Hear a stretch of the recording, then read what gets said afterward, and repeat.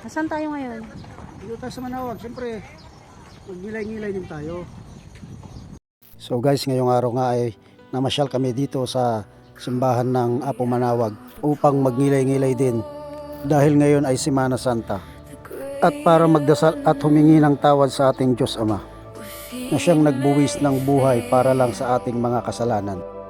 Isa rin sa pagpunta ko rito ang pagpapasalamat dahil sa kanyang kabutihang loob na ialay ang kanyang sariling buhay para lang sa ating mga kasalanan. Tara guys, at samahan nyo akong pasukin ang simbahan ng Manawag para magdasal at gunitain ang kanyang kamatayan ngayong araw ng Biyernes Santo.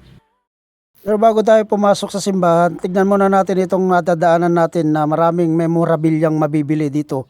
Dito lang ito sa gilid at tabi ng simbahan. Dito tayo sa Manawag. Magnilay-ngilay tayo dahil ito yung araw ng kamatayan ni Jesus Christ. So humingi tayo ng tawad sa ating mga nagawang mga pagkakasala sa Kanya. Tara, kumain niyo ako magtirik ng kandila at humingi ng kapatawaran. Humiling na rin na sana gumanda ang aking buhay ng aking pamilya. Ama, salamat po sa walang sawang paggabay sa akin, lalo na sa oras ng aking kagipitan. Ama, hindi man po ako perfecto, pero kapag ako'y nagkakasala at humingi ng tawad sa inyo. So pagkatapos nating magsimba at humingi ng tawad sa ating mahal na Diyos, tayo ay dumaan dito sa tindahan ni ate. Napakamura nga pala ng mais nila dito. Yung 5 kilo ni ate ay 100 peso lamang. Kaya napakamura at sulit na bumili dito kay ate. Kaya ano pang hinihintay nyo guys, punta na rin kayo dito sa Manawag at simba at daanan ang tindahan ni ate. Dito lang ito sa labas ng simbahan ng Manawag sa gilid ng kalsada. Kaya nga. Oo nga, mas maliit nga nakita ko nga. Vlog? Paano mo ako naman? Babayaran mo na. Nabayaran mo na. Nakalimutan ko palang bayad, Surya.